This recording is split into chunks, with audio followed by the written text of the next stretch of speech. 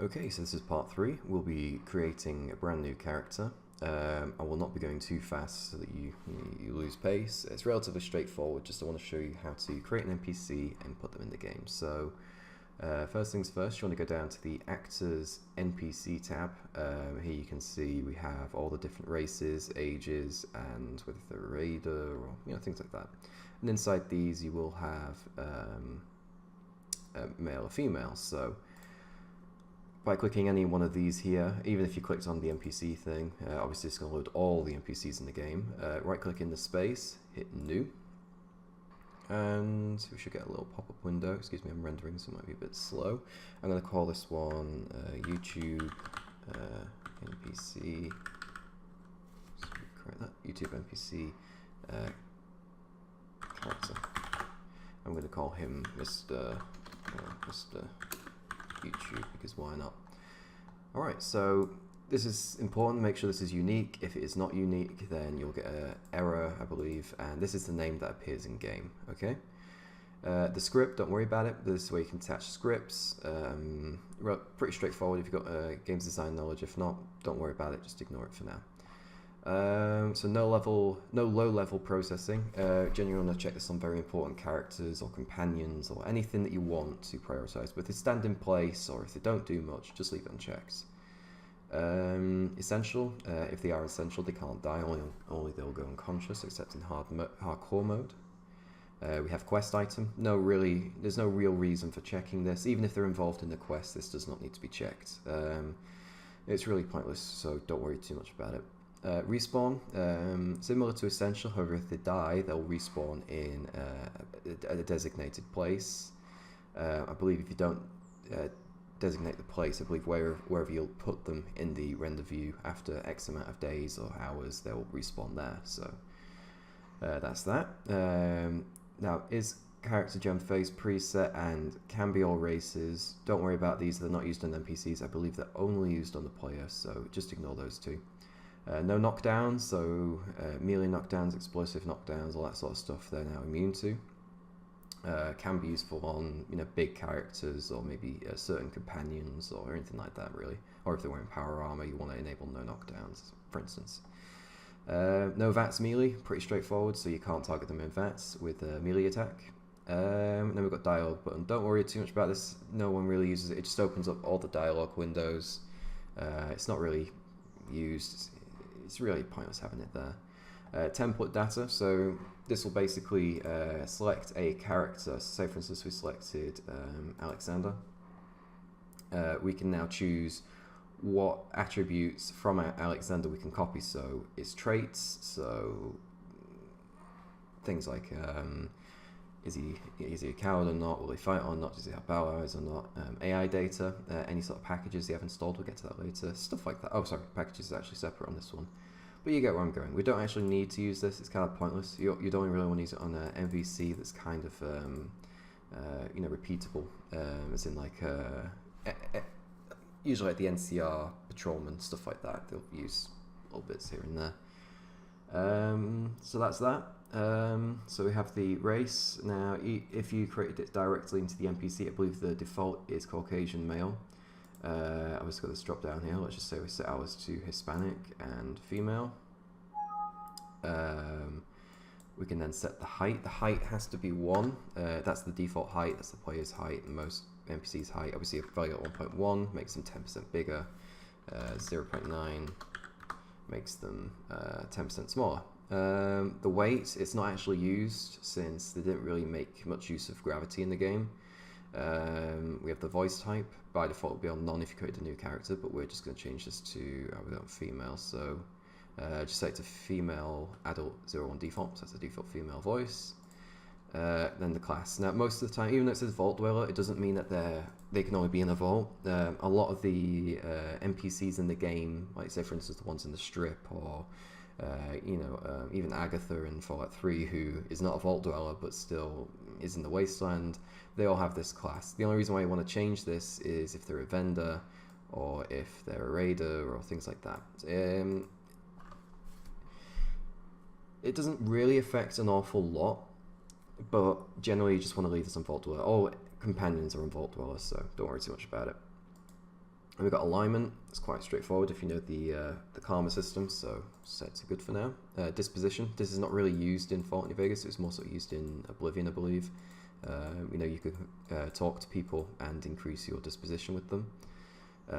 You can still use scripts to get this variable, set this variable, but really it's absolutely pointless. Whether it's 0 or 100, nothing changes. Death items, so when they die, what item do they have on the body? Useful if you want to put a note on there. Combat style, default usually does the job for most cases, but if you want to set them to Raider, I believe they make better use of cover, or Raider melee, they always charge at you. Stuff like that. Again, there's just little changes here and there. You can create your own custom combat styles with different variables. We'll get into that at a much later date. So down here you'll see preview, full and head. So if we select head, it just, oh jeez, that face. If we select head, it shows the face. If we select full, obviously the full body, but we'll get to that later. So if we select different races, say for instance ghoul, that'll update instantly. If we select Caucasian or aged, you know, remove that. Now with the height, just so I can show you properly before we move on, 1's the default. That's the default height. If you set it to 2, twice the size, set to like 0.1, that's now much smaller, so let's just leave it at 1. And might as well set this to just the standard, just so it's easier to work on, because yeah, less wrinkles. Alright, so these little tabs up here, we're moving on to stats now. So this is their level, their special, their skills, their health, stuff like that. So this is their level. Let's just set him to 10 just for this example. Let's give him 7 strength and 7 perception, stuff like that. And down there you get the total of all these added. You'll notice these don't really move. So is that to 5 real quick? Nope. Okay, so if you click auto calc stats, that then sort of you know, updates everything based off of. And then you can change these. So if I set to 100, usefully you got a compare. Oh, should be 100. Oh, no, I think with the auto calc it actually affects that. Alright, 100. There we go. Okay, so that's... Sorry, I got panicked there. If you have auto calc on, you cannot affect these. If you don't, you can. Alright, so offset just adds to the attributes here. So say for instance, if the repair, so you got a companion that can repair things, that'll be on 15. Click in here, you want to set this to 85, so the total comes out at 100. Okay. Somewhat straightforward. Do not double click, it doesn't really work. So have it selected, then just left click once, then you can edit it. It's very strange how this window works, but you know, it works to a degree. Okay, so up here you might have noticed the PC level mult. This basically multiplies the character's level with the NPC, sorry, the main characters. So if it's 1-to-1, if the main character's level 30, they'll be level 30. If we set it to 0.5, if the main character's level 30, then this character will only be level 15. Down here we've got calc min, calc max. If they're both 0, it just endlessly scales it with the player's level. If you want them to stop leveling with the player after they reach, after the player reaches level 20, then they'll only continue to multiply their level until 20. After that, they just freeze. If you're on Windows 10, this is quite a common problem. Yeah, and also if you've got PC level mult, it always auto calcs stats. You can't edit these. I was just confirming my suspicion then, but yeah. So generally for companions, it's best to have 1-to-1, 0-to-0. Unless if you want the companions to get stronger than you. I believe Fox and Fallout 3 had something ridiculous like 1.5 or something crazy. So at higher levels, he just became, you know, the Incredible Hulk. It doesn't matter too much now for this, since this is just a tutorial. Anyway, we've got the base health here, so I think most NPCs are 50 or 10.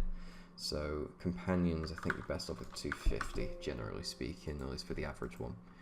Speed multiplier, this is how fast they can run. If it's 200, they'll be obviously twice as fast. And then fatigue, even though you can't sprint in this game, NPCs do have a fatigue meter, where if they run out of fatigue, then simply they'll just give up. So they'll stop running, they'll stop charging, they'll instead rely more on cover. So it's a bit of a flawed mechanic because it doesn't always work, but you know, just set it to a really high value if you want a companion that uses melee all the time. Then we have factions. Right clicking in the space, you can click new. And then here we've got the factions. So the most important one, if you want an NPC that'll be friends with the player, you add them to the player faction. If you didn't have that, like most NPCs do, like most NPCs like traders and whatnot usually will have something like this. It's just absolutely blank. It's not a necessity that you fill this in. So with nothing in, if we punched him now, he would immediately attack us. But with the player faction, if we punch him, he'll give us a lot of slack, you know. AI data, this is the next tab. This is relatively important. Their aggression. Unaggressive means that they won't attack you if you punch them. Aggressive means that they will fight back if you fight them. Very aggressive, they'll attack you on sight if you're not part of the faction that they're in. So generally raiders, they'll have the raider faction and they'll be set to very aggressive. So they won't attack each other, but they will attack anyone who isn't a raider. Mood, most of the time it will be neutral, but if you set it to face, for instance, cocky, they'll be, they'll put their feet on the wall when they, lay against the wall. They've got different body language, just body language presets really. Most of the time it's when it's neutral, most of the time it's a very specific character. As long as you don't set it to undefined, I'm not really sure what that does. I wouldn't try it if I were you, I'd just probably just leave it to neutral. Alright, confidence is an important one. If you want a companion that never backs down, pick foolhardy. If you want someone, well, I'm saying companion, I really should be saying NPC. Usually this is only really used for companions or NPCs that sort of fight with you. Then cowardly, never fights. Cautious, only fights when, very, very certain times. Very, very uncommon that they will fight. Average, that half time they'll fight. Sometimes they'll run away. Usually they run away once they're at a third the health. Brave, they'll usually fight until they're like nearly dead. And then foolhardy, even if they're like 1 HP health, they still fight. So that's that. Energy, again, I think this is on like a 1 to 100. The higher it is, the more sort of involved they'll get with combat. Usually this affects like, cautious and average and brave. Responsibility, this sort of aligns with the assistance, so we'll cover this first. So only helps allies. So allies are anyone who's in the same faction as them, and friends and allies, I believe that's anyone who's got a disposition of higher than 50, I believe. We did cover this slightly earlier, but even still, I'd probably just select this one if it's a companion. So yeah, because my knowledge of these buttons are very a little bit iffy because it's not really well documented. So if you don't want them to help when one of your factions gets attacked, just like that. But if you do, just like that. Never really have used this, don't think many have, just like this one. Okay, so responsibility, how much responsibility they'll have. Pretty much just always set these two to 100, at least that's what I do. Aggro, not used in New Vegas as far as I'm aware. I wouldn't really worry too much about it, I've never seen it used. Okay, so down here we have the trader window, so auto calc services based on whatever they have assigned to them, at least their trading inventory, it'll auto calc it. If not, you can set these manually, they can repair if they want. Unless if it's a trader, don't worry too much about this. I will get into this at a later date, just not now. AI packages, this is where you can add script packages, so like I follow the main character package, follow this NPC package, sandbox package where they'll just like, patrol a certain area, weight packages, stuff like that. So we'll cover it in a later tutorial, I'll leave it for now, and moving on to the inventory. So with the inventory, there's two ways of adding things to their inventory. You can right click new, and then select something from this drop down menu. Or you can go to this window here. Let's go to armor. Let's just give him a suit. Hold the left mouse button and drag it into the window. So either thing works. And then let's just give him a 10mm pistol. That'll do. So that's the object selection, how many they have, and its health. So let's just set it to 57, random value. With the object selected, you can set who owns it, what faction it belongs to, global variable. I believe that's a certain type of script, so I won't worry too much about these really. Required rank, again, don't worry about it. I'm not entirely sure what this does, nor the preview level. I probably think these weren't really intended for use, they were just implemented, but never used. Actor effect list, so you can add effects. So this is effects directly applied. So the bobble agility, that'll add one agility to the NPC. However, as we probably know, it's kind of pointless them having it because we can just directly set these in their stats. So I'm just going to remove that real quick. Oops, sorry, let's edit. Delete. That's strange. I don't think the delete button works. Edit. Nope. Okay. We'll just leave it in there. And before we move on, we have the unarmed attack effect. So this is the again effect if they do an unarmed. You can set whatever you want. Use animation. I wouldn't worry too much about this. We'll come to it at a later date. Animations again. Don't really need to touch anything in here apart from not pushable. So if the main player or any other NPCs walk into them, can they be pushed or not? Generally, you want them as pushable, just in case they get stuck indoors and whatnot. And finally, we're on to face. So this might look a little familiar. The age, the complexity, and the hair length. Hair length, I don't think is used in this game, so don't worry about it. It was used in Oblivion, but definitely not in this one. Let's just set their colour to more of a blonde. If you don't know, generally most hair colours fall into this category I'm circling now with my mouse. Blondes are usually a very faint yellowish orange. You can set how dark they are. Usually platinums are up here, and then more richer blondes are down here. So I'm just going to set him to relatively bright blonde, and I'm just going to click head to update that. Yeah, it's pretty luminous, but we'll go for it for now. We've got generate. Obviously that generates the face. Does not affect the hair color or the hair shape.